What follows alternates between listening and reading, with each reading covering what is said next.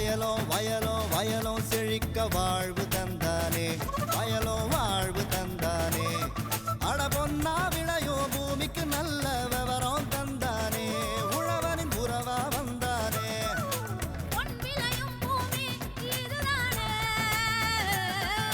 வயலோ வயலோ வயலோ செழிக்க வாழ்வு தந்தானே, வயலோ வாழ்வு தந்தானே. அட பொன்னா விளையோ பூமிக்கு நல்ல விவரம் தந்தானே, உழவனின் உறவா வந்தானே.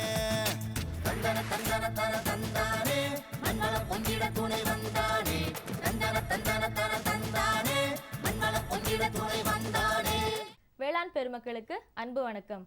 இன்றைய பொன்விளையும் பூமி நிகழ்ச்சியில் முதலில் வருவது வேளாண் செய்திகள், வேளாண் ஆலோசனை நேரம், வேளாண் சந்தை நிலவரம், வேளாண் வானிலை மற்றும் வேளாண் தொழில்நுட்பம். இன்றைய வேளாண் தொழில்நுட்ப பகுதியில் பாம்புகள் விவசாயிகளுக்கு நண்பனாக செயல்படும் விதம் குறித்து விவரிக்கிறார் தஞ்சாவூர் மாவட்டம் கால்நடை மருத்துவக் கல்லூரி மற்றும் ஆராய்ச்சி நிலைய கால்நடை மருத்துவத்துறை உதவி பேராசிரியர் டாக்டர் எம் வீரசெல்வம் அவர்கள். இனி தொடர்வது வேளாண் செய்திகள். விவசாய பெருமக்களுக்கு அன்பு வணக்கம். வணக்கம். வேளாண் செய்திகள். முதலில் வருவது மாத்தி யோசிச்சேங்க. இறால் வளர்ப்பு செய்து பயனடைந்து வரும் திருவாரூர் மாவட்டம் கீழக்காடு கிராமத்தை சேர்ந்த பாமினி ஆறு இறால் வளர்ப்போர் சங்கத்தின் துணைத் தலைவர் மற்றும் செயலாளர் வேளாண்மையாளர் எம்.கே. சேதுராமன் அவர்கள் தரும் செய்திகள். வேளாண் ஆலோசனை நேரத்தில் கோயம்புத்தூர் தமிழ்நாடு வேளாண்மை பல்கலைக்கழகம் வழங்கும் வேளாண் மண்டலங்களுக்கான வேளாண் அறிவுரை மற்றும் இன்றைய தாவர பகுதியில் கத்தரிக்காய் சாகுபடி குறித்த தகவல்கள். இன்றைய வேளாண் சந்தையில் வேளாண் ஒழுங்குமுறை விற்பனை கூடங்களில் வேளாண் விளைபொருட்களின் விலை நிலவரம். வேலூர் மாவட்டம் ஆற்காடு உழவர் சந்தையில் காய்கறிகளின் இன்றைய விலை நிலவரம். தமிழ்நாடு பட்டுக்கூடு மற்றும் கச்சா பட்டு நூலின் விலை நிலவரம். வேளாண் வானிலையில் மாநில அளவிலான வேளாண் மண்டலங்களுக்கான சராசரி வானிலை அறிவிக்கை. உழவர் மற்றும் மீனவர்களுக்கான வானிலை முன்னறிவிப்பு. விரிவான செய்திகள். மாத்தி யோசிச்சேங்க. நவீன காலகட்டத்தில் இறால் வளர்ப்பு என்பது பெருவாரியான மக்களின் வாழ்வாதாரம் மற்றும் உணவு பாதுகாப்பின் அங்கமாக உருவெடுத்துள்ளது. வணிக முக்கியத்துவம் வாய்ந்த இந்த இறால் வளர்ப்பு முறைகள் குறித்து தம்முடைய அனுபவங்களை பகிர்ந்து கொள்கிறார் திருவாரூர் மாவட்டம் கீழக்காடு கிராமத்தை சேர்ந்த பாமினி ஆறு இறால் வளர்ப்போர் சங்கத்தின் துணைத் தலைவர் மற்றும் செயலாளர் எம்.கே. சேதுராமன் அவர்கள்.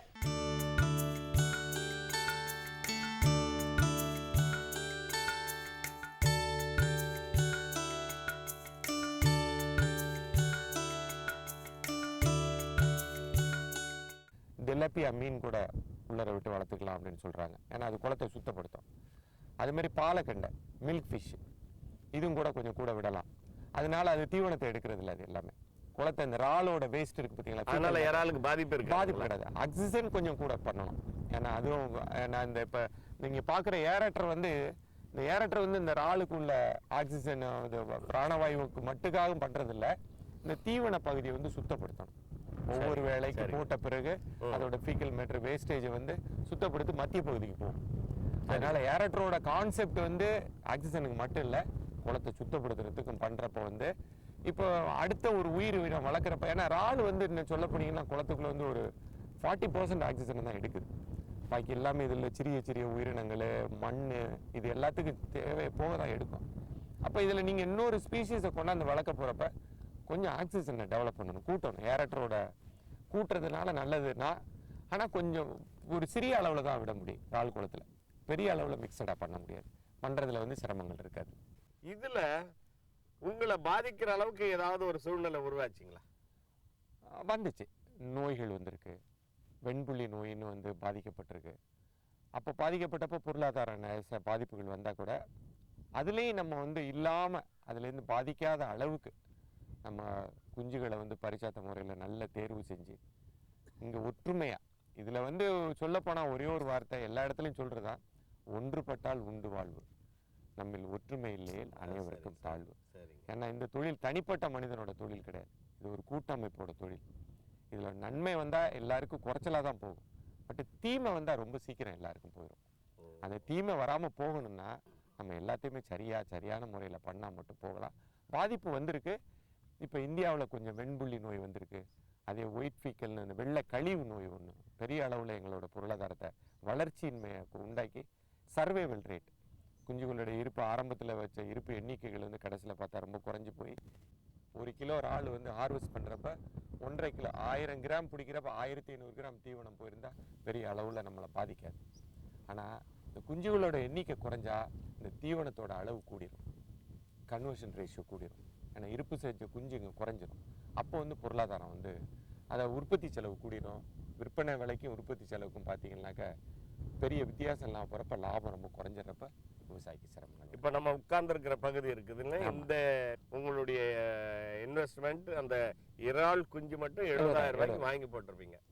ஒரு 120 நாளுக்கு பிறகு இல்லைங்களா? ஆமாம். நீங்க அதை அறுவடை பண்ணி எடுக்கும்போது உங்களுக்கு எவ்வளவு அது ஈல்டு கொடுக்குங்க? ஒரு 70% வரைக்கும் கிடைச்சா நல்லது. அதுக்கு மேலே கிடைச்சாலும் ரொம்ப நல்லது. 70க்கு கீழே குறையாது. அப்போ 70%ங்கிறப்ப பார்த்தீங்கன்னா 2 லட்சத்துக்கு ஒரு 1.5 லட்சம் குஞ்சு, 1,50,000 குஞ்சு நம்ம உள்ளுக்குள்ளே நமக்கு கிடைக்கும். இதில் 90% வரைக்கும் நம்ம வளர்ப்பு முறையில் இந்த ஏரேஷன் கொடுக்கறது, தீவனத்தை மேலாண்மை, தண்ணி நீர் மேலாண்மை, இது எல்லாமே சரியா இருக்கணும். இதை மிஞ்சி இயற்கையோட வளம்.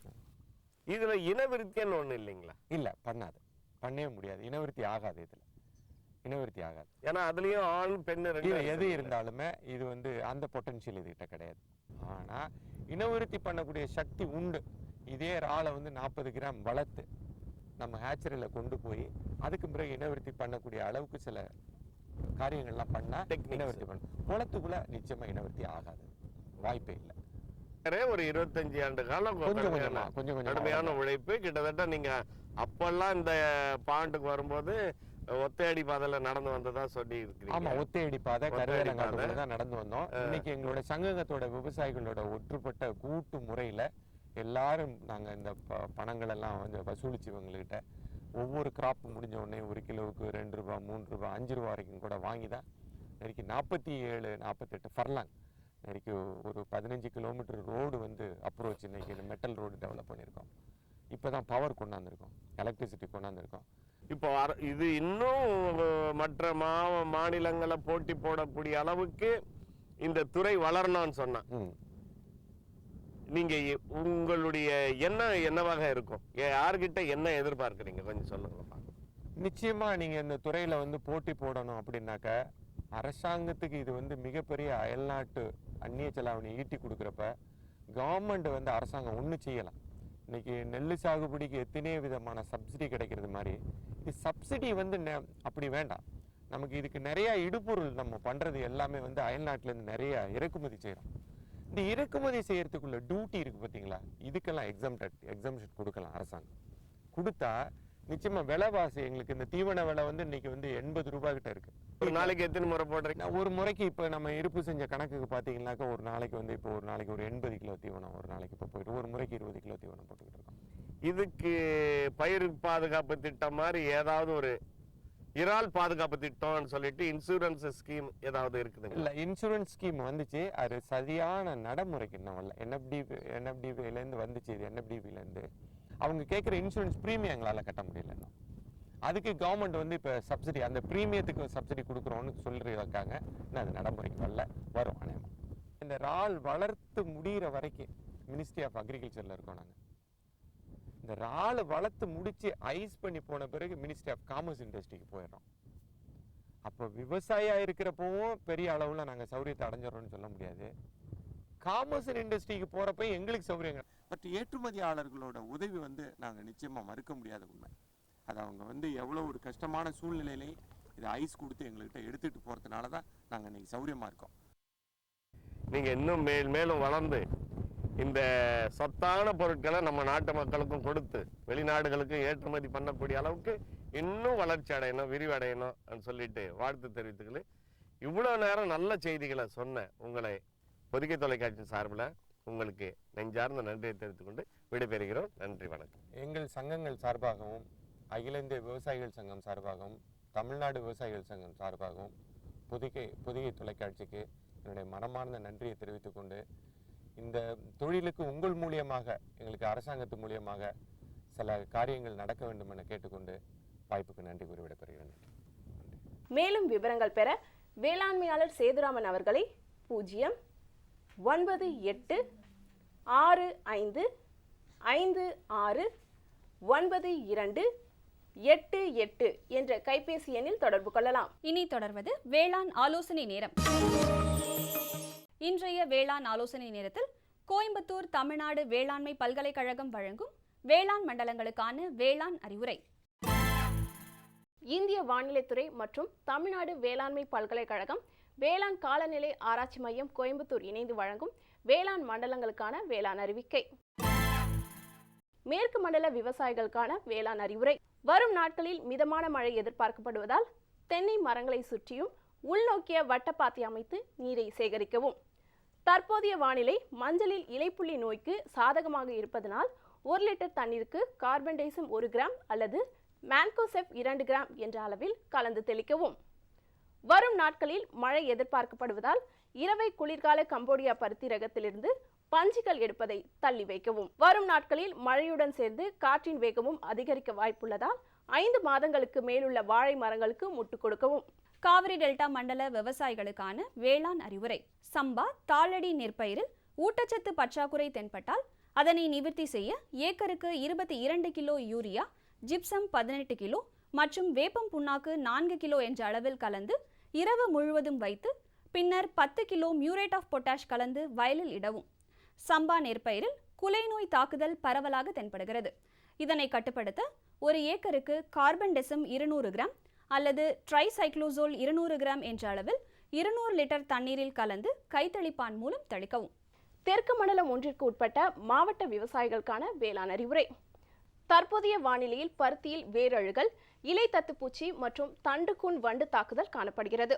வேரழுகல் நோயை கட்டுப்படுத்த பகுதி தெளிப்பாக 0.1% கார்பன்டேசம் அல்லது 0.05% பினோமில் இவற்றில் ஏதேனும் ஒன்றை பாதிக்கப்பட்ட செடியின் அருகில் மண் நனையுமாறு ஊற்றவும்.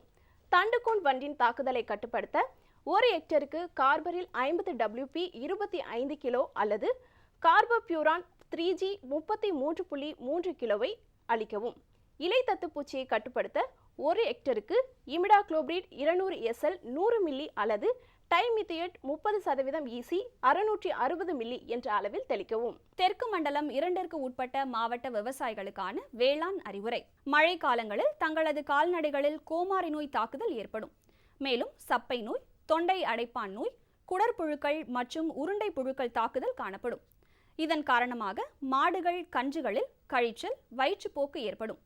இதனை தடுக்க மருத்துவரின் ஆலோசனையின் பேரில் 3 மற்றும் 6 மாதங்களுக்கு ஒரு முறை குடற்புழு நீக்கம் செய்ய வேண்டும். மலை பிரதேச மண்டல விவசாயிகளுக்கான வேளாண் அறிவுரை. மாதுளையில் கவாத்து செய்ய டிசம்பர் மாதம் உரிய தருணமாகும். அறுவடை முடிந்தவுடன் மொத்தமுள்ள வாதுகளில் 1/3 பங்கை தற்போது கவாத்து செய்யலாம். காய்கறி பயிர்களில் சாம்பல் நோயை கட்டுப்படுத்த 15 நாட்களுக்கு ஒரு முறை நனையும் கந்தகம் 2 கிராமை 1 லிட்டர் தண்ணீரில் கலந்து தெளிக்கலாம். நீலகிரி மாவட்டத்தில் தொடர் மழை எதிர்பார்க்கப்படுவதால் தோட்டத்தில் உரிய வடிகால் வசதி செய்ய வேண்டும்.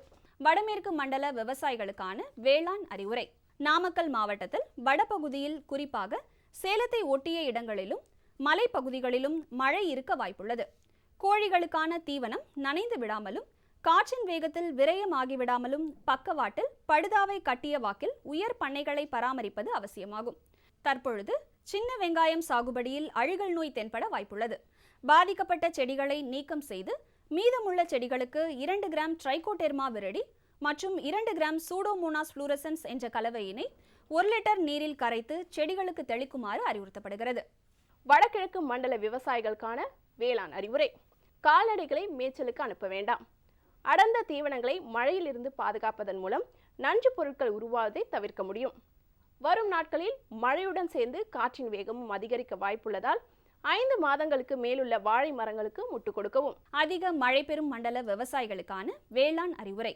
இனி வரும் 5 நாட்களில் மழை பெய்ய வாய்ப்பு குறைவாக இருப்பதால் நெல், வாழை, தென்னை, ரப்பர், மிளகு மற்றும் மற்ற அனைத்து தோட்டக்கலை பயிர்களுக்கும் நீர் பாய்ச்சுதல் அவசியம். மேலும் விவரங்களுக்கு பேராசிரியர் மற்றும் தலைவர், வேளாண் காலநிலை ஆராய்ச்சி மையம், தமிழ்நாடு வேளாண்மை பல்கலைக்கழகம், கோயம்புத்தூர் 641003. தொடர்பு கொள்ள வேண்டிய தொலைபேசி எண் 0422661139. தொடரும் வேளாண் ஆலோசனை நேரத்தில் இன்றைய தாவர பகுதியில் கத்திரிக்காய். தோட்டக்கலை பயிர்களில் ஒன்றான கத்தரிக்காய் குறைந்த நாட்களில் அதிக மகசூல் தரும் தாவரமாக விளங்குகிறது. இதனை சாகுபடி செய்வதால் வேளாண்மையாளர்கள் நல்ல லாபம் பெறலாம். இதன் சாகுபடி குறிப்புகளை பற்றி காண்போம். பயிரிட ஏற்ற மண், நல்ல வடிகால் வசதி உள்ள அங்கக பொருட்கள் நிரம்பிய மண் வகைகள் மிகவும் ஏற்றது. பயிரிட ஏற்ற பருவம் டிசம்பர் முதல் ஜனவரி மாதத்திலும் மற்றும் மே முதல் ஜூன் வரையிலான மாதத்திலும் பயிரிடலாம். பயிரிட ஏற்ற ரகங்கள் கோ 1, கோ 2, BKM 1, BLR 1, அர்கா நவநீத், அர்கா கேசவ். அறுவடை நடவு செய்த 55 முதல் 60 நாட்களில் முதல் அறுவடை ஆரம்பிக்கும். கத்திரிக்காய் நன்கு முற்றுவதற்கு முன்பாக அறுவடை செய்ய வேண்டும். காய்களை சுமார் 4 முதல் 5 நாட்களுக்கு இடைவெளியில் அறுவடை செய்யலாம். மகசூல் சராசரியாக 1 ஹெக்டருக்கு 25 முதல் 30 டன்கள் வரையிலும், வீரிய ஒட்டு ரகங்களில் 45 முதல் 50 டன்கள் வரையிலும் மகசூல் கிடைக்கும். மேலும் விவரங்கள் பெற agritech.tnau.ac.in என்ற இணையதளத்தில் பார்க்கவும். விளம்பர இடைவேளைக்கு பிறகு வேளாண் செய்திகள் தொடரும்.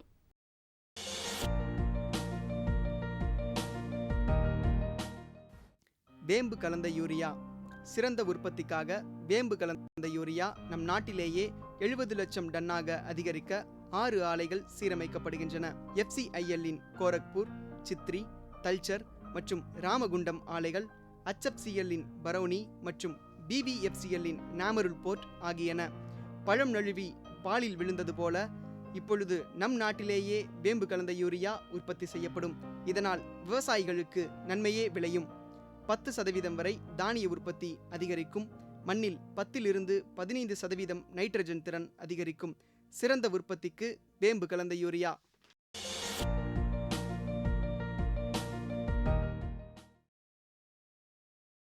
இனி தொடர்வது வேளாண் சந்தை. வேளாண் சந்தையில் தமிழ்நாடு ஒழுங்குமுறை விற்பனை கூடங்களில் வேளாண் விளைபொருட்களின் இன்றைய விலை நிலவரம். மக்காச்சோளம் அந்தியூரில் குறைந்தபட்சமாக 1459 ரூபாய்க்கும் அதிகபட்சமாக 1519 ரூபாய்க்கும், போடிய நாயக்கனூரில் குறைந்தபட்சமாக 1640 ரூபாய்க்கும் அதிகபட்சமாக 1720 ரூபாய்க்கும், நெல் ASD 16 அம்பாசமுத்திரத்தில் குறைந்தபட்சமாக 1400 ரூபாய்க்கும் அதிகபட்சமாக 1600 ரூபாய்க்கும், மதுரையில் 1700 ரூபாயிலிருந்து 1800 ரூபாய்க்கும், உளுந்து கும்பகோணம் மற்றும் ஒரத்தநாட்டில் குறைந்தபட்சமாக 6658 ரூபாய்க்கும் அதிகபட்சமாக 8569 ரூபாய்க்கும், மிளகாய் சிவப்பு மானாமதுரையில் குறைந்தபட்சமாக 6500 ரூபாய்க்கும் அதிகபட்சமாக 11200 ரூபாய்க்கும், தென்காசியில் குறைந்தபட்சமாக 5500 ரூபாய்க்கும் அதிகபட்சமாக 8000 ரூபாய்க்கும் விற்பனை செய்யப்பட்டது. வேலூர் மாவட்டம் ஆற்காடு உழவர் சந்தையில் காய்கறிகளின் இன்றைய விலை நிலவரம். கத்தரிக்காய் 1 கிலோ 28 ரூபாய்க்கும், வெண்டைக்காய் 1 கிலோ 16 ரூபாய்க்கும், அவரைக்காய் 1 கிலோ 22 ரூபாய்க்கும், சின்ன வெங்காயம் 1 கிலோ 30 ரூபாய்க்கும், பெரிய வெங்காயம் 1 கிலோ 14 ரூபாய்க்கும், பச்சை மிளகாய் 1 கிலோ 20 ரூபாய்க்கும், தக்காளி 1 கிலோ 8 ரூபாய்க்கும், கீரைகள் கட்டு 1 7 ரூபாய்க்கும், கருவேப்பிலை 1 கிலோ 40 ரூபாய்க்கும், கொத்தமல்லி கட்டு 1 18 ரூபாய்க்கும், புதினா கட்டு 1 10 ரூபாய்க்கும் விற்பனை செய்யப்பட்டது.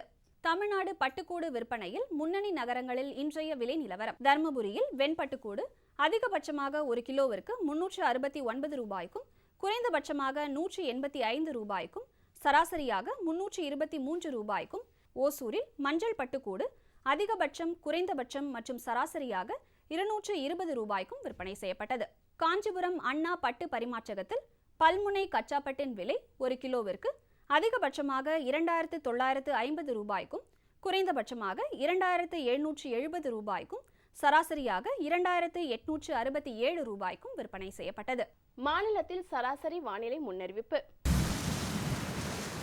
காற்றின் வெப்பநிலை அதிகபட்சமாக 30.3 டிகிரி செல்சியஸ் ஆகும், குறைந்தபட்சமாக 22.4 டிகிரி செல்சியஸ் ஆகும்.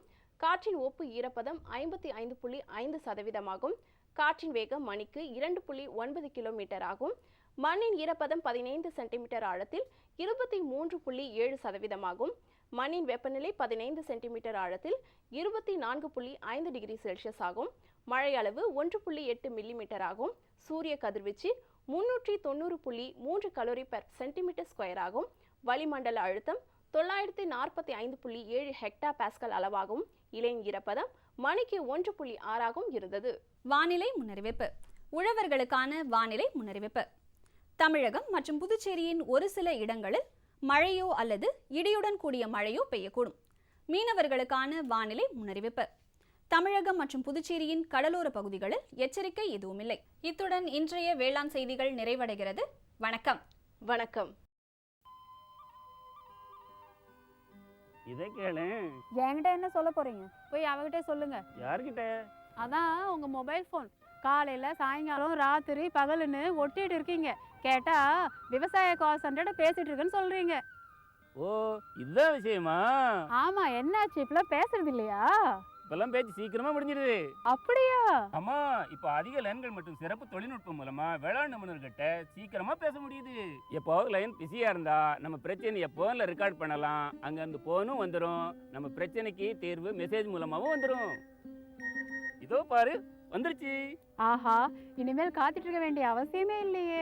ஆமா, அதான் திடீர்னு என் மேல இவ்வளவு அன்பு எப்படி வந்ததுன்னு நினைச்சிட்டு இருந்தேன். விவசாயம் தொடர்பான பிரச்சனைகளுக்கு உங்கள் மொழியில் உடனே தீர்வு பெற இந்தியா முழுவதிலும் எந்த போனில் இருந்தும் ஹெல்ப்லைன் நம்பரை தொடர்பு கொள்ளவும். விவசாயிகளின் நண்பன், விவசாயிகள் கால் சென்டர். இயற்கையின் அற்புத படைப்புகளில் ஒன்று பாம்பினம். பாம்புகள் மக்களால் தொன்று தொட்டு வழிபடப்பட்டு வருகின்றன. அதோடு மட்டுமல்லாமல் இந்த பாம்புகள் வேளாண்மைக்கும் ஒரு சில வகைகளில் நன்மை செய்கின்றன. இன்றைய வேளாண் தொழில்நுட்ப பகுதியில் பாம்புகள் எவ்விதம் விவசாய பெருமக்களுக்கு நண்பனாக செயல்படுகின்றன என்பது குறித்து விவரிக்கின்றார் தஞ்சாவூர் மாவட்டம் கால்நடை மருத்துவக் கல்லூரி மற்றும் ஆராய்ச்சி நிலைய கால்நடை மருத்துவத்துறை உதவி பேராசிரியர் டாக்டர் எம் வீரசெல்வம் அவர்கள். விவசாயிகளுக்கு பெரிய நஷ்டம் ஏற்படுத்தக்கூடிய எல்லாமே பார்த்திங்கன்னா நமக்கு எலி. இந்த எலிகளை கட்டுப்படுத்தணும் அப்படிங்கிறதுல இந்த பாம்போட பங்கு விவசாயத்தில் ரொம்ப ரொம்ப முக்கியத்துவம் வாங்கி தான் வைக்குது.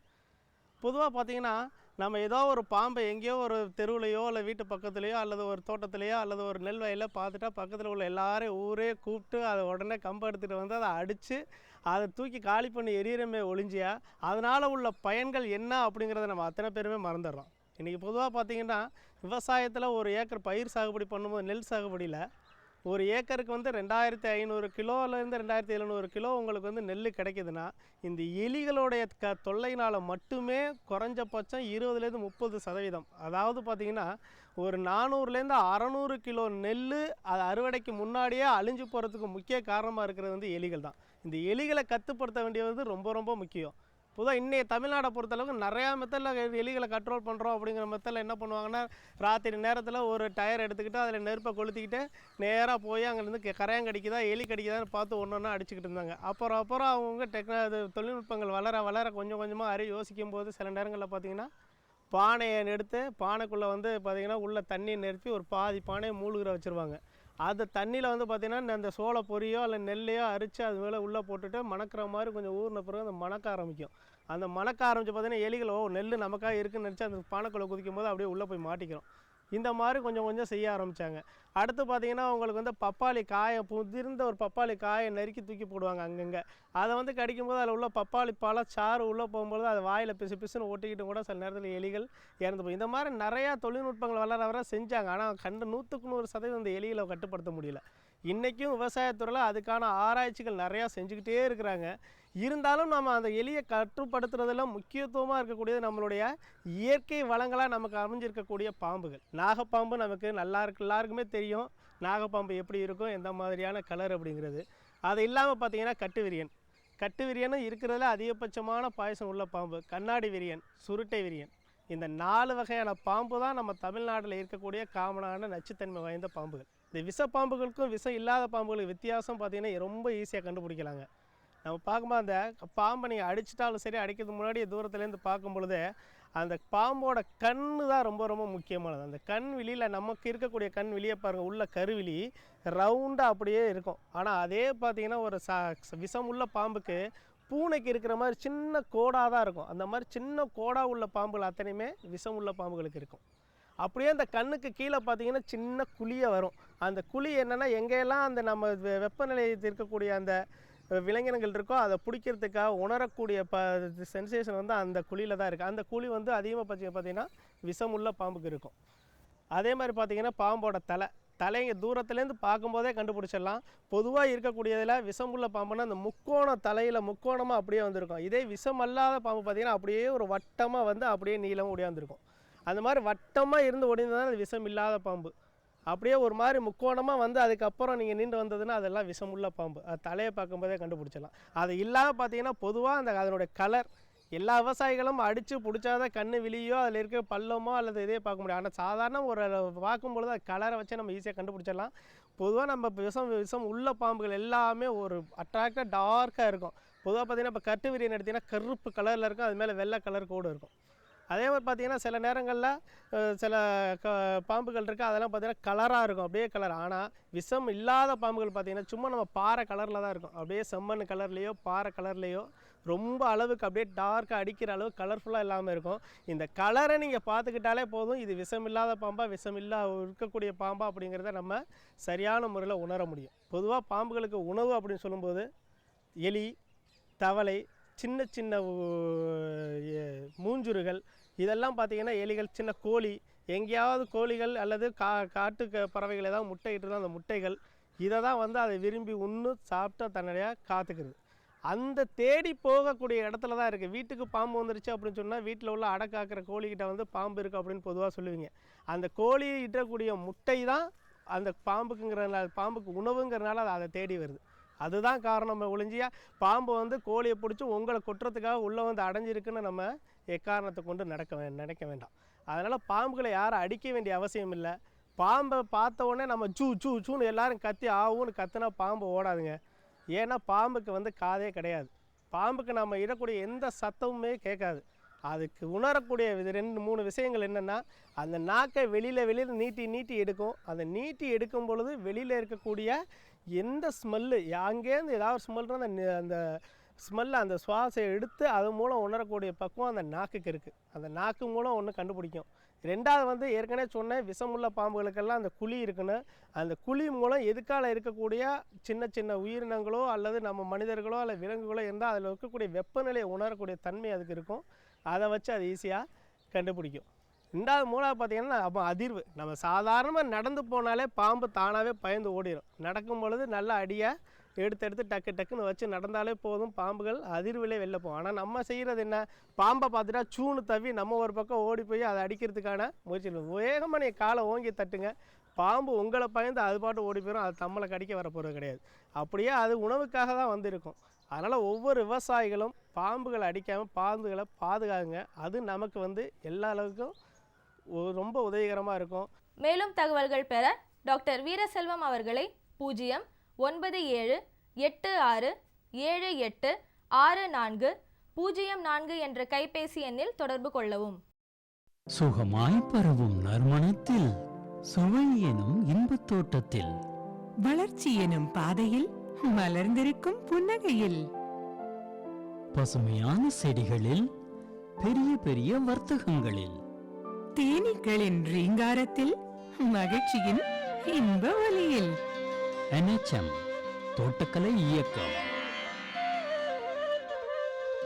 எங்கள் விருப்பம் உங்களது புன்னகை.